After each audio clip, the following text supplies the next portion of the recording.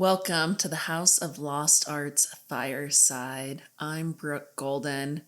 I really hate labels, right? Because we're always growing and changing, and any sort of label just seems really limiting, right? And so I won't give you a long list of titles and ways that I describe myself currently. I will try to share more of what has remained true for me. So I'm an artist and creative. I really like to speak on things that maybe aren't culturally the norm. And this looks like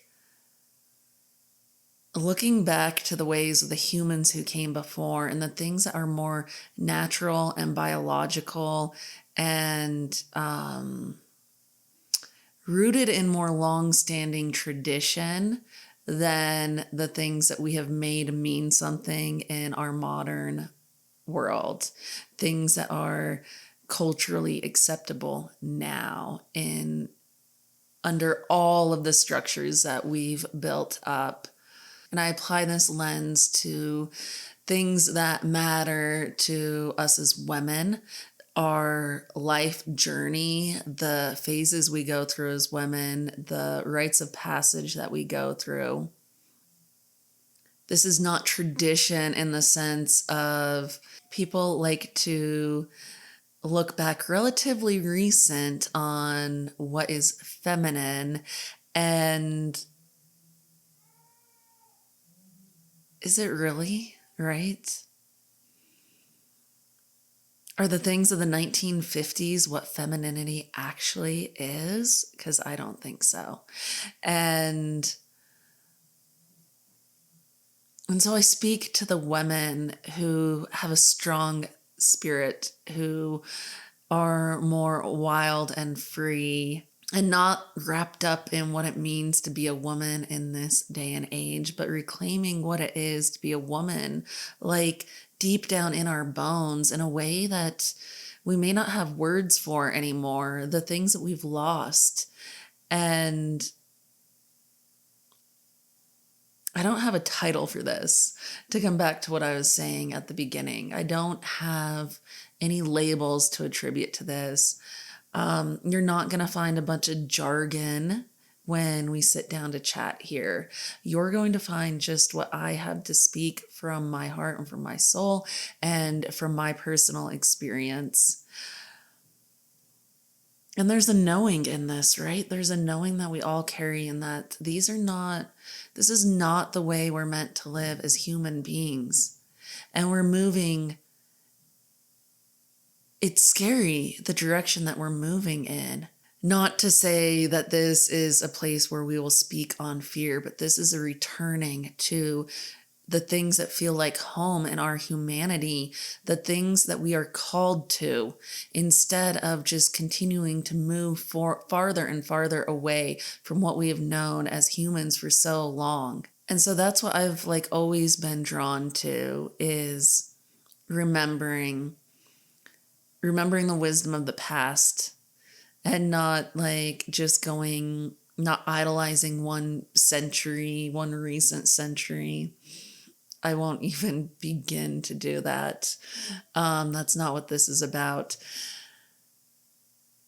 This is about going back so much further and finding a way to take the wisdom of the past, the things we've known, the things that have meant something to humans for so long that we've lost, and bringing them back into our modern world and remembering what it is to be a human, remembering what matters, marking the meaningful moments in our life, and just finding a way that is more human, that is more meaningful, more fulfilling, right? A lot of us are lost because we've not only lost a piece of ourselves and the truth of who we are in trying to conform maybe not necessarily consciously trying to conform, but being molded by our cultural conditioning and our social constructs into this more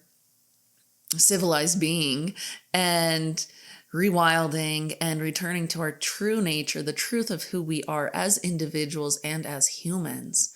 And for me, this looks like making, right? And self-sufficiency and learning to do things ourselves and working with our hands again. It looks like bringing back in meaning and memory making and ritual and depth to our lives, and not focusing on so much of the shallow things that we have made matter in our modern world. It looks like honoring rites of passage and moving through these rites of passages as women in more meaningful and more natural, in more soul-filling ways,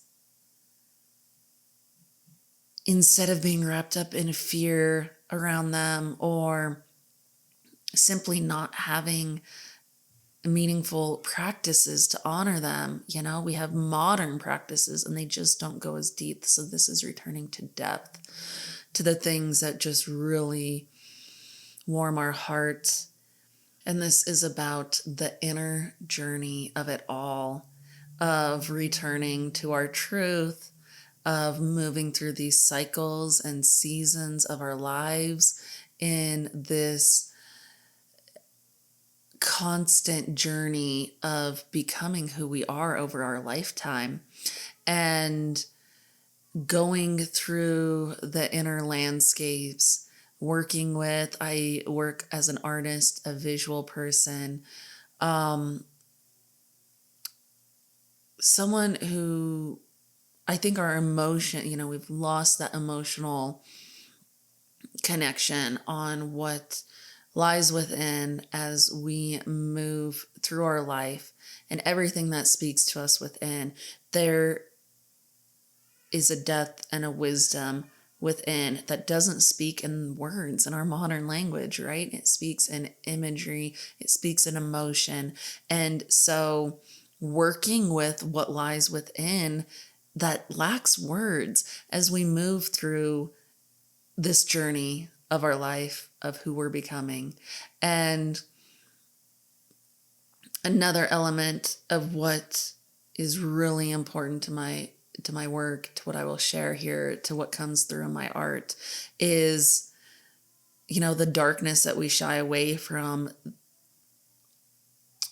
It's that inner, everything that lies within on the darkest depths, the things we've buried down.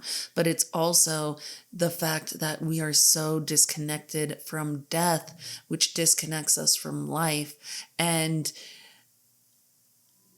this is not a place where we sugarcoat and only look at the light. We look at the dark a lot. And I fish, I hunt, I butcher my own chickens. And this is for the woman who wants to come closer to the death that is required to sustain life, to live fully alive, to think that we as humans can live without looking at death, without facing death, without taking death in our hands, is another thing that disconnects us from our humanity, from what it means to be a human, from the things that our ancestors knew, that humans have known for so long. And we are moving in a place, in a direction in which we are moving further away from this idea that death doesn't have to happen, right? And that's what I have to say about that for now. I feel like there's more to it. There's more that's going to come up and come through. And I didn't mean for this intro to go on so long, but I think that I really shared hopefully a good look into this work. And so, yes, this is a space where I will be speaking a little more candidly and just from the heart about things that... So I write on Substack too.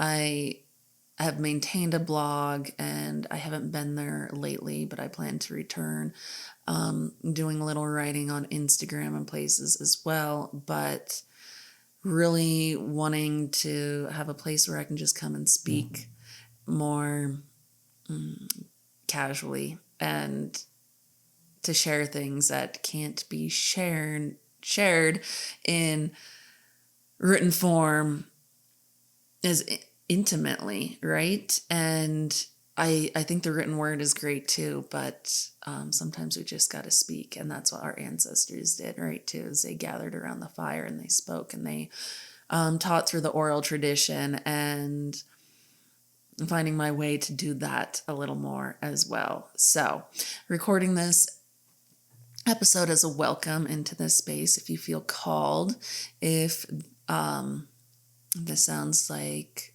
the type of fire you would like to gather around, I invite you to join me here, and for sure subscribe on Substack, on the podcast, wherever you find this.